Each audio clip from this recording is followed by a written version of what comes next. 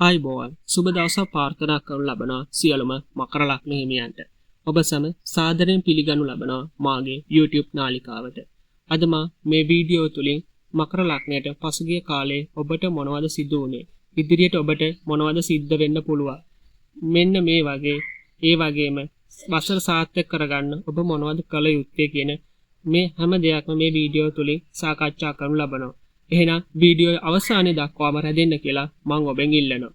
හරි අපි යන් වීඩියෝවට.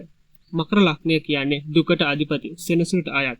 දුක කියන දේ උපතින්ම උරුම කරගෙන එන ජීවිතේ ළමා කාලේ තරුණ කාලය තුල සෑහෙන කට්ටක් කාලා කොහොම හරි මැදි වයසේදී ජීවිතේ සාර්ථකත්වයට යා හැකි රාශි චක්‍රයේ එකම රාශියයි. මකර ලග්න හිමියන් පසුගිය වසර 8ක කාලය විතරම හොඳ කාලයක් නෙමෙයි ගෙවුවේ. මකරුන් කියන්නේ පසුගිය වසර ටිකේ ජීවිතය මුහුණ දෙන්න පුළුවන් හැම නරකටම මුහුණ දීලා බොහොම අමාරුවෙන් තමන්ගේ ජීවිතය රැකගත්ත පිරිසක්. ඇත්තටම මකර ලග්නයට පසුගිය වසර ටිකේ මොකද වුනේ? මං එහෙම අහනවට වඩා ලේසි ඔබට පසුගිය කාලේ මොනවද නොවුනේ කියලා අහුවනා. ඔබට වෙන්න තියෙන හැම නරකම්ම වුණා. ඒකට හේතුව තමයි ඔබට 2017 වර්ෂයේ ජනවාරි මාසයේ ඉඳලා 2025 වර්ෂයේ අප්‍රේල් වෙනකම් සෙනසුරු ලග්නයේ රාෂ්ටක අපලයක් ගෙවන්න සිද්ධ වුණා. මාස වලින් ගත්තොත් මාස 98ක කාලයක්, දවස් වලින් ගත්තොත් දවස් 3000කට ආසන්න කාලයක් ඔබට මේ ඒ රාෂ්ටකයට මුහුණ දෙන්න සිද්ධ වුණා. ඔබේ අනාගතය ගැන ඔබට තිබුණ හැම බලාපොරොත්තුවම හැම සිහිනයක්ම දවසින් දවස ඔබෙන් ඈත් වෙලා බොද වෙලා ගියා. ඒ කාලයේදී ඔබේ පෞලේ ජීවිතය, විවාහ ජීවිතය අවුල් වෙලා යන්නේ නැති. ඒ වගේම ඔබට ලේසියෙන් හොඳ නොවන කල්පවතුන රෝග තත්ත්ව වැළදෙන්නේ නැති. තරුණ වයසේ කෙනෙක් නම් ආදර සම්බන්ධතා බිඳිලා යන්නේ නැති. අලුතින් හමු වෙන අයත් ඔයාව රවට්ටලා මගේ දාලා යන්නේ නැති. ඔබේ රැකියාව ව්‍යාපාර බිඳුවටම වැටෙන්නේ නැති. සමහරුන්ට රැකියාව තමන්ගේ ජීවන උපාය අහිමි වෙන්නේ නැති. පාසල් ළමෙක් නම් අධ්‍යාපනය නැති වෙන්නේ නැති. ඒ වගේම ඔයාගේ ධනය බිඳුවටම වැටිලා හිදිලා යන්නේ නැති. ආර්ථික අපහසුතාවලට මුහුණ දෙන්න සිද්ධ වෙන්නේ නැති. ඒ වගේම සමාජයට ගියත් ඔයාව අනිත් අය ඉස්සරහා ලැජ්ජාවට උපහාසයට වගේම සමච්චලයට ලක් වෙන්න සිද්ධ වෙන්නේ නැති. ඒ වගේම සමාජයෙන් ඔයාට අනන්තවත් නිന്ദා අපහාසයන් විඳින්න සිද්ධ වෙන්නේ නැති. ඒ වගේම තමන්ගේ ළඟින්ම හිටපු අය, තමන්ගේ යාළුවෝ, හිතමිතුරෝ, පවුලේ අය, ඥාතීන් මේ හැම කෙනෙක්ම ඔයාගෙන් දුරස් වුණා. ඒ වගේම පසුගිය වසරවල ඔයාගේ මනස තිබ්බේ හරියට නිකන් කම්හලක තැලෙන යකඩයක් වගේ. හරියට නිකන් ඔළුව පිච්චෙනවා වගේ. ඒ කාලේදී ඔයාට මෙහෙමත් හිතෙන්නේ නැති. මොකටද මේව ජීවත් වෙලා? මොන කර්මයක්ද මං ගෙවන්නේ? මොන කාලකන්ණි ජීවිතයක්ද මේ? අන්න ඒ වගේ තමන් ගැනම කලකිරුණු කිසිම පැත්තකින් සහනයක් නැති ලොකු පීඩනයකින් තමයි ඔයා ජීවත් වුනේ.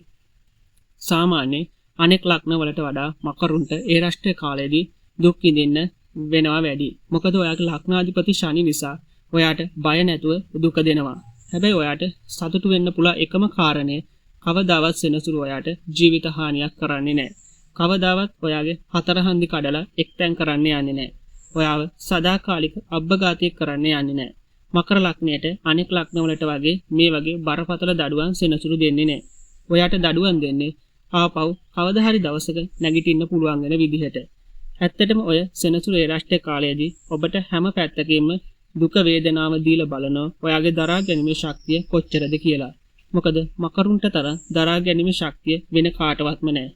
ඉතින් ඔය ගැන බලන පරීක්ෂණයක් තමයි අපි ඔය ඒ රාෂ්ට්‍රකයක් කියලා කියන්නේ. ඒ වගේම ජීවිතේ කිසිම දෙයක් මකරුන්ට ලේසියෙන් ලැබෙන්නේ නැහැ. හැම දෙයක්ම ඔබට ප්‍රමාද වෙලා තමයි ලැබෙන්නේ. මකරුන් කියන්නේ ජීවිතය තුළ හොඳින්ම ඉවසීම ප්‍රගුණ කරපු, විනය ප්‍රගුණ කරපු පිරිසක්. ඒ වගේම කොහොම හරි තමන්ගේ හීන බලාපොරොත්තු වලට යන්න පුළුවන් පිරිසක්. කොච්චර කරදර බාධක ආවා ලේසියෙන් තමන්ගේ අරමුණ අතාරින්නේ නැති පිරිසක්. ඒ වෙනුවෙන් ඕනම දෙයක් කැප කළා ඕනම කාලයක් මකරුන්ට ඉවසන් ඉන්න පුළුවන්. ඔබ කොතනක හරි යන්න අදිෂ්ඨාන කරගත්තොත් කොහොම හරි ඒ තැනට තමන්ගේ උත්සාහයෙන් ළඟා වෙනවා. මොකද මකරුන් කවදාවත් ළඟ ගැන හිතන්නේ නැහැ. ඔබ අද හිතන්නේ, අද වැඩ කරන්නේ තව අවුරුදු 10කින් මම ඉන්න ඕන තැන ගැන හිතලා. අවසානයේ තමන්ගේ අරමුණට ළඟා වෙලා ජීවිතේ ජය ගන්න පිරිසක් තමයි මකරුන් කියන්නේ. මකරුන්ගේ මේ සුවිශේෂී ගුණාංග නිසාම ග්‍රහලොව හඳුනාගන්නා ලෙසයි මකර රාශිය හඳුන්වන්නේ. මකර ලග්න හිමියන් කියන්නේ උපතින්ම දුක උරුම කරගෙන එන පිරිසක්. බොහෝ වෙලාවට මකර ලග්න හිමියන් උපදින්නේ හොඳ පෞල් පරිසරයක් තියෙන සුඛෝපභෝගී ජීවිතයක් ගෙවන්න වෙන පෞල් වල නෙමෙයි. මොවුන්ගේ ළමා කාලය සහ තරුණ කාලය මුල් කාලය සෑහෙන දුක් පීඩා විඳලා කොහොම හරි අවුරුදු 30න් පස්සේ තමන්ගේ හීන බලාපොරොත්තුවට යන පිරිසක් තමයි මකරුන් කියන්නේ. මකර ලග්න හිමියන් කියන්නේ කාටවත් ඔළුව පහත් කරන් ඉන්න කැමති පිරිසක් නෙමෙයි. කාගේවත් යටතේ කවුරුවක් කියන විදියට වැඩ කරන්න ඕන පිරිසක් නෙමෙයි. අතේ සතේ නැති වුණා, කන්න බොන්නවත් නැති වුණා, කාගෙන්වත් ඉල්ලන් කාලා ඉන්න පුළුවන් පිරිසක් නෙමෙයි. ඒ නිසා තමයි ගොඩක් මකර ලග්න හිමියන්ට රස්සාවල් කරන්න බැරි. මොකද මකරුන් කියන්නේ බලය ලබා ගැනීමට උපන් පිරිසක්. ඒ නිසා ගොඩක් වෙලාවට මකර ලග්න හිමියන් තමන්ගේම දෙයක් කළා. තමන්ගේම ස්කිල් එකක් හදාගෙන තමයි ගොඩ යන්න බලන්නේ. මකරුන්ට ව්‍යාපාර කියන දේ උපතින්ම උරුම වෙන දෙයක්. මුලින් බොහොම පුංචියට පටන් අරන් කාලයක් යද්දි මහා පරිමාණයේ ව්‍යාපාරිකයෙක් වෙන්න මෙයාලට පුළුවන්.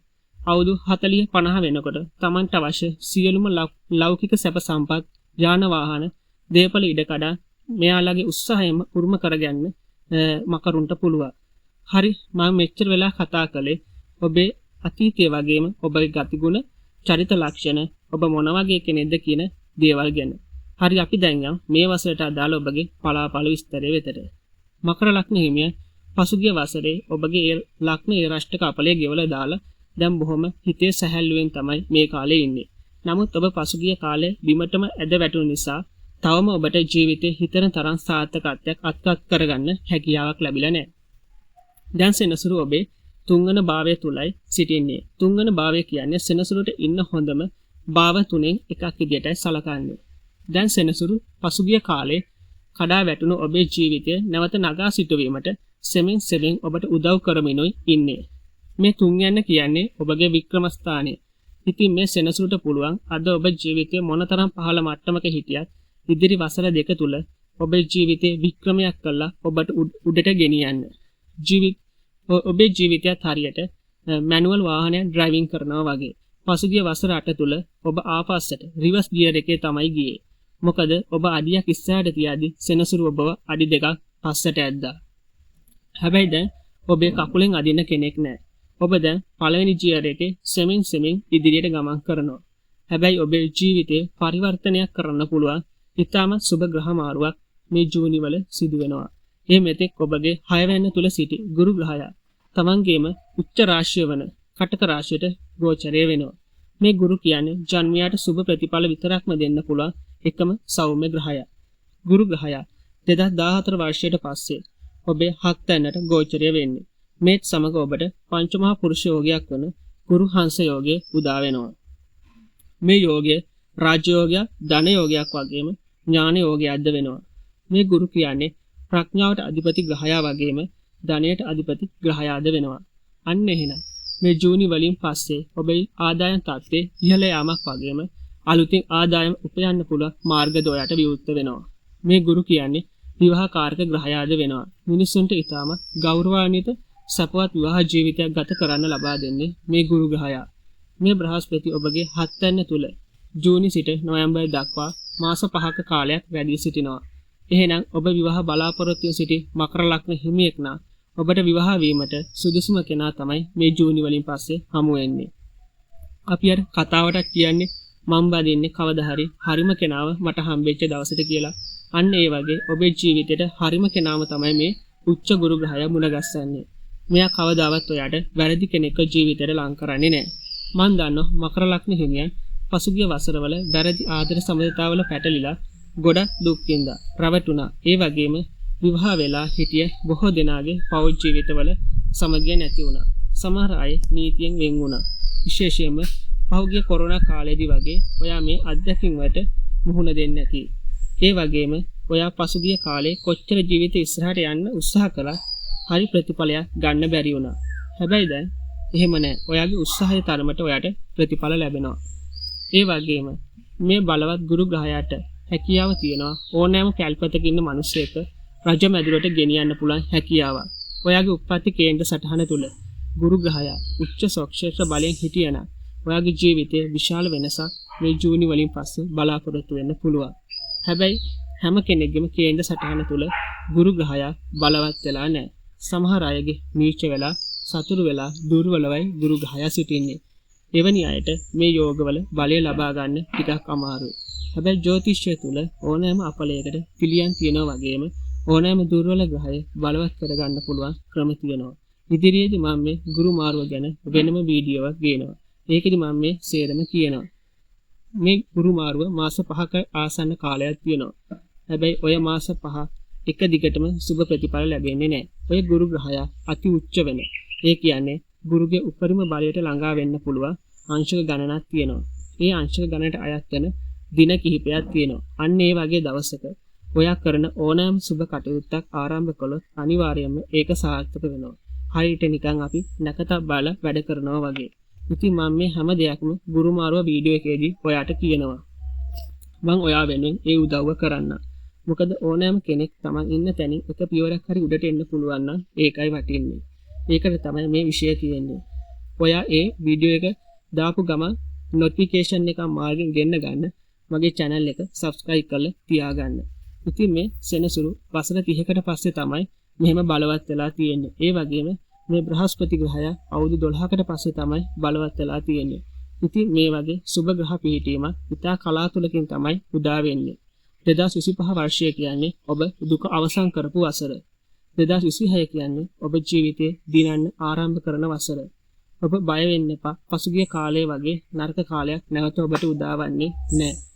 ඔබේ අතීතයේ ඔබ නරක හීනයක් දැක්ක කියලා හිතලා අමතක කරලා දාන්න.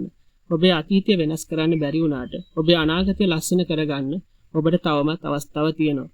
ඔබ බය නැතුව ඉස්සරහට යන්න. විශ්ව මාතාව යට උදව් කරයි. එහෙනම් ඔබ සියලු දෙනාටම සුබ නව වසරක් එන්න කියලා ප්‍රාර්ථනා කරනවා. ස්තුතියි.